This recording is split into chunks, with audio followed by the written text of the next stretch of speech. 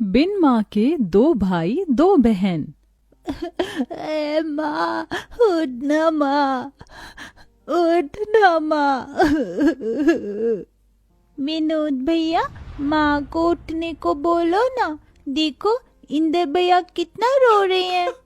बड़ा ही बुरा हुआ इन चारों भाई बहनों के साथ। एक इनकी माँ सीता ही तो थी, जो आज वो भी चली गई। इस दुनिया से अब बेचारे इन बिन माँ के बच्चों को कौन देखेगा। वही तो मोहन, अरे एक माँ बिना बाप के भी बच्चे पाल लेती है, मगर एक बाप नहीं। यूं तो ये दोनों भाई हैं, मगर हैं तो ये भी बच्चे। अब 10-12 बरस कोई उम्र थोड़ी है इनकी कमाने की। वहां खड़ा हर कोई उन बिन माँ के बच्चों को देखकर दुख जता रहा है। विनोद, इंदर, सुमन और राधा अपनी माँ की बेसुध पड़ी लाश को देखे जा रहे थे। सीता के पिता ने उसका हाथ रमेश जैसे गलत इंसान के हाथ में दे दिया। सीता को शादी के बाद पता चला कि रमेश पियक्कड़ है, मगर हर औरत की तरह सीता ने भी इस उम्मीद से कि एक न एक दिन रमेश सुधर जाएगा, उसने इस रिश्ते को निभाया और 2 बेटी और 2 बेटों को जन्म दिया। सारा जीवन दुख उठाकर उसने भरसक उन्हें पालने की जिम्मेदारी उठाई, मगर उसका कमजोर शरीर जरूरत से ज्यादा मेहनत करने की वजह से कई बीमारी में घिर गया और आज सीता इस दुनिया में नहीं रही। विनोद ने डबडबाई आंखों से अपनी माँ के शव को देखकर कहा, इंदर भाई, माँ का अंतिम संस्कार करना है। दोनों भाई अर्थी उठाए शमशान घाट लाकर अंतिम संस्कार करते हैं। ठंड इतनी भयंकर थी कि बेचारे उन बिन माँ के भाई बहनों का रोम रोम कांप उठा था। दुधमुही राधा चिता को जलता देख बस रोए जा रही थी।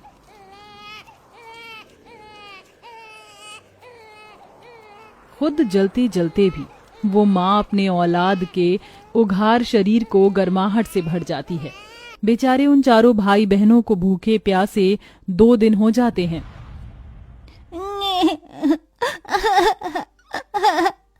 अले ले, चुप हो जा राधा, तू तो भैया की प्यारी बहना है ना।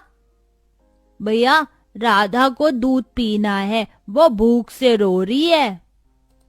बस अब मैं मेरी दोनों बहनों को ऐसे भूखा नहीं देख सकता। इंदर, तू इनका ख्याल रखना, मैं खाना लेके आऊंगा। मैं भी आपके साथ चलूंगा भैया, हमारी दोनों बहनें हम दोनों भाइयों की जिम्मेदारी है। ये ले सुमन, राधा का ख्याल रखना।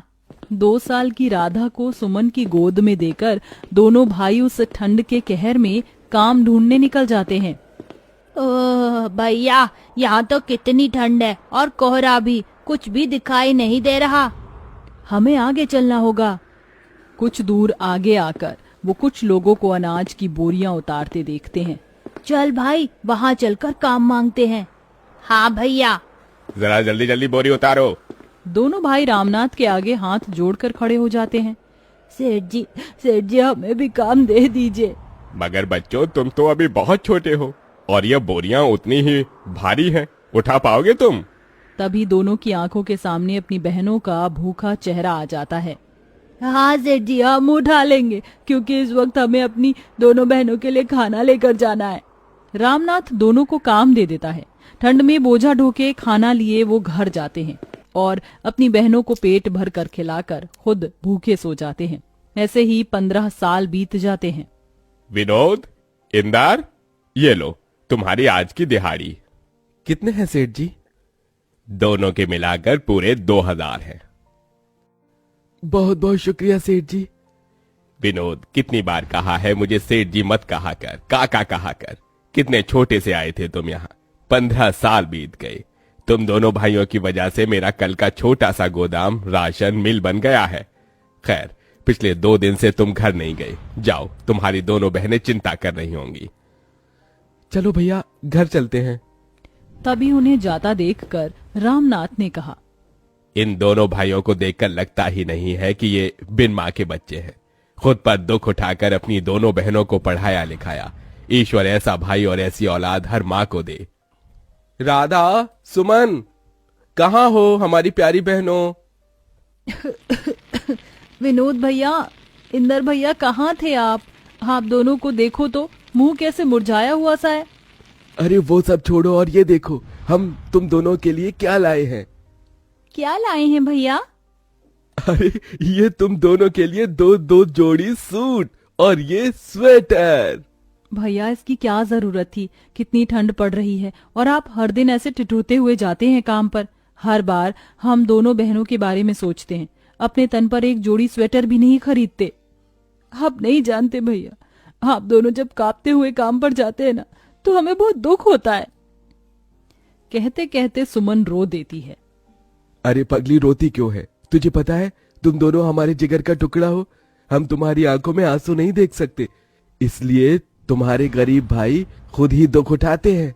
तभी डबडबाई आंखों से राधा कहती है, भैया फिर कभी खुद को गरीब न कहना, सच कहती हूँ ये हमारी तकदीर है जो आप दोनों हमारे वीर हैं। आप दोनों की परछाई में हमने हमेशा माँ को देखा है। आज भी याद है हमें, मुझे और सुमन दीदी को पेट भर खिलाने के लिए आप दोनों कैसे भूखे रह जाते थे, हमें पढ़ाया लिखाया। भैया अब आप दोनों शादी कर लीजिए। नहीं सुमन, जब तक तुम दोनों का घर नहीं बस जाता तब तक हम भाई शादी नहीं करेंगे। तभी दारू के नशे में धुत रमेश घर में घुसा। विनोद चल मुझे पैसे दे, मुझे दारू पीना है। शर्म नहीं आती आपको? आपकी इसी दारू की आदत की वजह से हमारी माँ दुनिया से चली गई और हम बिन माँ के हो गए। चले जाओ यहाँ से। ऐसे ही दिन बीतते गए और दोनों भाई राधा और सुमन के लिए रिश्ते देखने लगे। फिर एक दिन बड़ी सी गाड़ी उन बिन माँ के गरीब भाई बहन के द्वार पर आई। आइए वसुंधरा जी, मुझ गरीब भाई की कुटिया में आपका स्वागत है। इंदर जाकर राधा और सुमन को ले आ। वसुंधरा दोनों की सादगी देखकर उन्हें पसंद कर लेती है।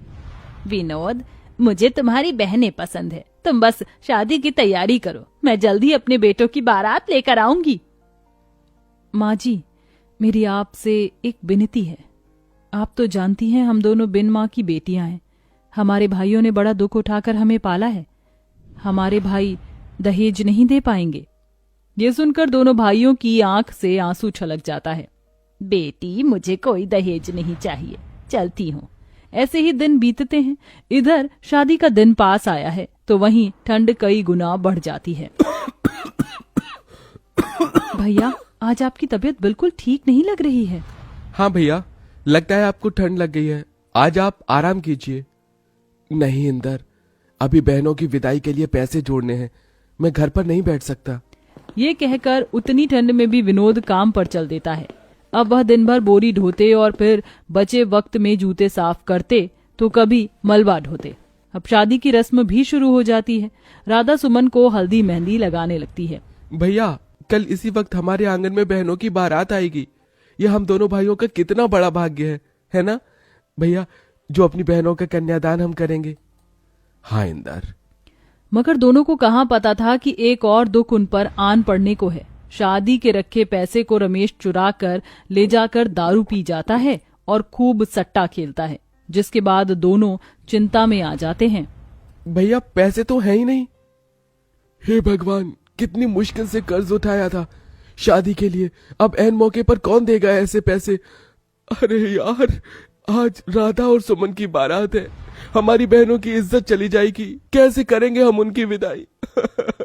माँ तेरे दोनों बेटे हार गए माँ।